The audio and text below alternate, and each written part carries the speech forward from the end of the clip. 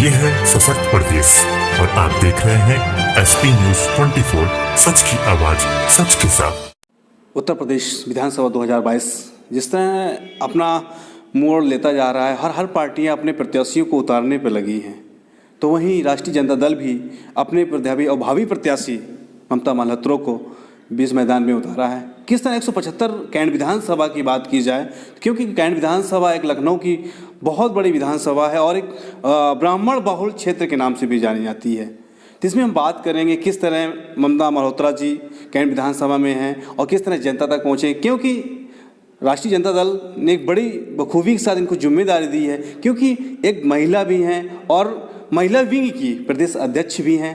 ज़्यादा जानकारी के लिए हम बात करते हैं ममता मालहोत्रा जी से, किस तरह जनता को फेस करेंगे और किस तरह जनता जो 2022 विधानसभा का चुनाव है कैंट के जनता तक पहुंचेंगी। मैडम, लगातार जिस तरह विधानसभा का चुनाव आता जा रहा है और राष्ट्रीय जनता दल ने आपको बड़ी जिम्मेदारी के साथ आप कैंट विधानसभा से उतारने जा रही है, तो आप किस तरह निर्वहन करेंगे इसका? देखिए, पार्टी ने मुझे जो काम सौंपा है वो मैं पूरी ईमानदारी के साथ करूँगी। लोगों के बीच जाऊँगी, उनसे बातें करूँगी, उनकी प्रॉब्लम्स तो मुझे पता है काफ़ी, जैसे सड़कें काफ़ी टूटी हुई हैं, पानी नहीं आता है, बिजली की प्रॉब्लम्स हैं और लोगों के गरीबी जो है, 2 वक्त का खाना भी उन्हें नसीब नहीं होता है, तो काफ़ी चीज़ें, काफ़ी प्रॉब्लम्स हैं। जब जाएंगे तो वहाँ जाके ही पता चलेगा। बात कीजिए मैडम, लगातार प्रत्याशी अपने चुनाव से पहले बड़े बड़े वादे करते हैं, जब जीत जाते हैं उसके बाद जनता तक पहुंचने का बिल्कुल छोड़ देते हैं या कोई याद भी नहीं आती है, तो उन पर जनता तक क्या प्रेशर है, क्या ऐसा चीज़ें होंगी जो आपको जनता आपको अपनी तरफ आकर्षित करेगा और जनता तक आपकी तरफ जाएंगी? देखिए, ये बात आपने बिल्कुल ठीक कहा कि जीतने से पहले लोग काफ़ी वादा करते हैं और उसके बाद करते नहीं हैं। इसमें कुछ गलतियां मैं पब्लिक की भी मानती हूँ, क्योंकि पब्लिक जब वोट देने जाती है तो जिस तरह वो पहले लोगों के बीच, जैसे जो नेता बनने जाते हैं वो जाते हैं पब्लिक के बीच, अगर वो कहते हैं कि हम ये कार्य करेंगे तो पब्लिक बाद में क्यों नहीं पूछती है कि आप जब हमसे वोट लेने आए थे, हमने आपको इलेक्ट किया है, तो आप उसके बाद कार्य क्यों नहीं करते हैं? आप जाइए, आप एक सोसाइटी में रहते हैं पूरा, आप उसके बीच में पब्लिक को एक ग्रुप बनाइए, जाके उनसे कहिए कि हमारे साथ ये प्रॉब्लम्स है। पब्लिक भी जाती नहीं है, सोचती है कौन जाए, जाना तो पड़ेगा, कार्य दोनों को ही करना पड़ेगा। और रही बात नेता को, तो वो अब टाइम काफ़ी चेंज हो गया है, जो भी नेता बन के आएगा, जो भी कैंडिडेट आएगा, उसको काम तो करना पड़ेगा, तभी पब्लिक वोट भी करेगी, क्योंकि अब पब्लिक भी काफ़ी देख चुकी है, समझ चुकी है, प्रॉब्लम्स फेस कर चुकी है। मैम, आपने बोला कि जनता चाहती नहीं है, जनता जाने के लिए तैयार रहती है, मगर कहते हैं ना कि एक बड़ा लेवल पे वो सोचते विधायक हैं या सांसद हम जाएंगे, हमारी बात को सुना नहीं जाएगा। जो जनता पहुंचती भी है तो उनको सिर्फ आश्वासन दिया जाता है, उसके बाद उनको यहाँ टाल दिया जाता है कि जो विधायक है वो खुद नहीं आया है, पब्लिक ने उसको इलेक्ट किया है। अगर पब्लिक इलेक्ट कर सकती तो हटा भी सकती है, तो जब आपने इलेक्ट किया है तो आपका पूरा राइट है, आप जाइए, ग्रुप बना के जाइए, कहिए कि हमको मिलना है। एट एनी हाउ हम जब फील्ड में उतरे हैं तो पब्लिक को भी कहना पड़ेगा कि हमको मिलवाइए और हमको अपनी प्रॉब्लम्स बतानी है उनको। तो कहीं ना कहीं इसका मैम अगर देखा जाए तो शिक्षा का भी अभाव लगता है, क्योंकि जागरूक होने पर ही अपनी बात को उठा सकते हैं ना। बिल्कुल, शिक्षा का बहुत बड़ा अभाव है। आप सोचिए, 60 ईयर्स 70 ईयर्स में हम अभी तक पब्लिक को यही सिखा रहे हैं कि खाना कैसे खाना चाहिए, वॉशरूम कैसे यूज़ करना चाहिए, सड़क पे थूकना नहीं चाहिए। देखिए, कुछ पब्लिक को भी अब जागरूक बनना पड़ेगा, शिक्षित होना पड़ेगा। हमको कुछ करने के लिए शिक्षित पहले करना पड़ेगा पब्लिक को। पब्लिक जब शिक्षित हो जाएगी तो उसको अपने राइट्स पता होंगे कि हमको क्या करना है, क्या नहीं करना है, तब उनको कोई भी नेता बेवकूफ़ नहीं बना सकता है। मैडम, आपकी शिक्षा की पहल क्या होगी कैंट विधानसभा के लिए? शिक्षा की विशेष एक पहल क्या होगी? पहले गवर्नमेंट स्कूल्स ठीक करना, क्योंकि प्राइवेट स्कूल्स इतने महंगे होते हैं कि हर इंसान प्राइवेट स्कूल में नहीं पढ़ा सकता है।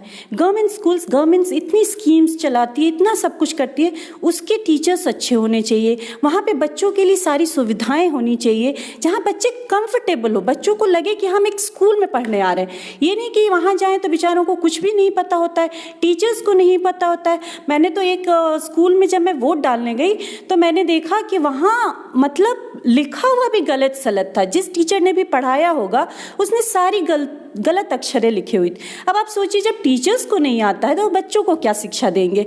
बच्चे बेचारे इतने होप से, अच्छा बच्चों के पेरेंट्स भी पढ़े लिखे नहीं होते हैं, काफ़ी उन्हें भी नहीं पता होता कि हमारे बच्चे क्या पढ़ रहे हैं क्या नहीं पढ़ रहे।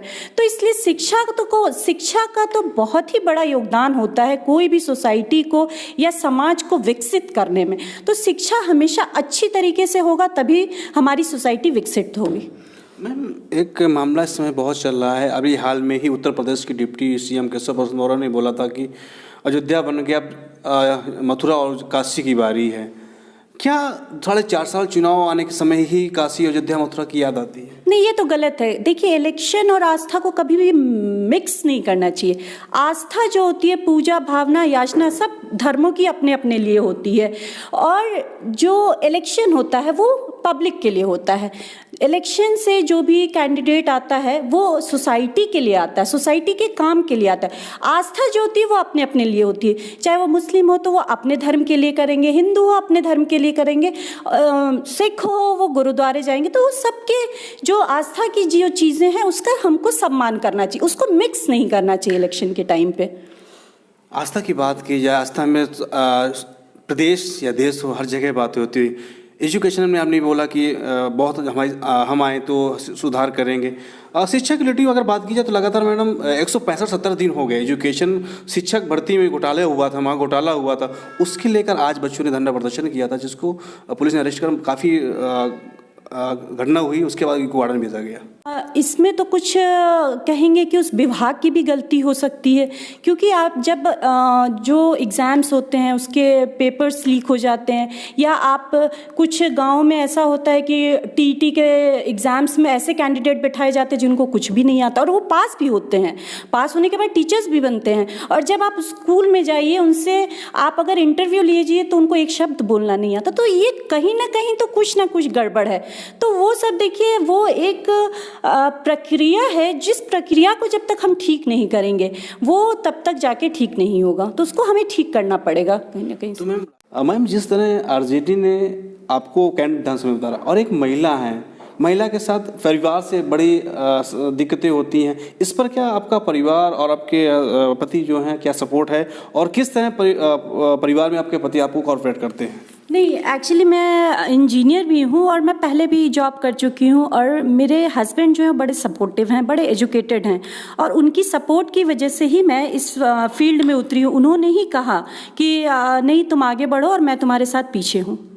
मैम, राजनीति के बड़ा हब बोला भी जाता है, राजनीति में एक बार आने के बाद दोबारा बैक होना बड़ा मुश्किल होता है। तो आप किस तरह जनता को फेस करेंगे और किस तरह जनता तक पहुँचेंगे, क्योंकि जनता को संभालना और जनता के बीच ऐसे ऐसे मुद्दों की बात उठानी पड़ती है, तो उनको कैसे जवाब देंगे? देखिए, जब एक परिवार में 10 लोग होते हैं तो वहाँ भी संभालना पड़ता है लेडीज़ को। वैसे ही ये समझ लीजिए कि ये society is like a family, वो भी हमारी एक फैमिली है। जब हम फैमिली के बीच जाएंगे, उनसे बातें करेंगे तो उनको भी समझ आएगी कि क्या सही है क्या गलत है, उनको भी समझना पड़ेगा। क्योंकि हम अगर विकसित करने निकले हैं तो जब तक सोसाइटी का सपोर्ट नहीं होगा तो हम अकेले कुछ नहीं कर सकते। ताली हमेशा दोनों हाथ से बजती है, कुछ हमारा अगर योगदान है तो कुछ योगदान उनका भी होना चाहिए। तो कहीं ना कहीं देखा जाए मैम, फैमिली का सपोर्ट पूरा आ रहा है, आप फैमिली के परिवार से रिलेटिव से ही आगे बढ़ने का कार्य करेंगे? बिल्कुल, फैमिली का सपोर्ट ना होता तो मैं इस फील्ड में कभी ना उतरती, क्योंकि हस्बैंड बहुत ज़्यादा सपोर्टिव है, उनकी वजह से ही मैं इस फील्ड में उतरी हूँ। मैम, एक चीज़ और लास्ट क्वेश्चन है कि हाल में ही प्रधानमंत्री द्वारा और आपके कांग्रेस की महासचिव द्वारा लगातार महिलाओं के आरक्षण की बात की जा रही है कि हम आएंगे तो महिलाओं को ये 40% आरक्षण, कांग्रेस आएगी तो ये किया जाए, तो इस पर आपकी पार्टी? देखिए, महिलाओं को इसलिए भी लाया जा रहा है क्योंकि महिलाएं हर चीज़ को बहुत ईज़िली मैनेज कर लेती हैं, टाइम मैनेजमेंट आता है, और चूँकि वो एक सॉफ्ट हार्ट होती हैं तो उनको मालूम होता है, थोड़ा सा दुख तकलीफ़ ज़्यादा उनको महसूस होती है। ऐसा नहीं कि जेंट्स को नहीं होती, उनको भी होती है, लेकिन एक महिला का गॉड गिफ्टेड होता है, इस वजह से थोड़ा सा सोसाइटी में उनको थोड़ा लगता है कि हम ज़्यादा कार्य कर पाएंगे, जेंट्स के मतलब जेंट्स जो करते हैं उनसे ज़्यादा कार्य महिलाएं कर पाएंगी। तो कहीं ना कहीं आरजेडी ने जो आपको सपोर्ट मैदान में उतारा, उनको किस तरह निर्माण करेंगी और किस तरह उनको 2022 का रिजल्ट देंगे? 2022 का रिज़ल्ट की बात है तो वो तो आने वाला वक्त बताएगा, लेकिन हम पूरा कोशिश करेंगे, पूरे ताकत के साथ लड़ेंगे और पूरे अनुशासन के साथ लड़ेंगे। हाँ, हमारी पार्टी अगर जो भी कहेगी हम उसके साथ खड़े थे, खड़े हैं और खड़े रहेंगे।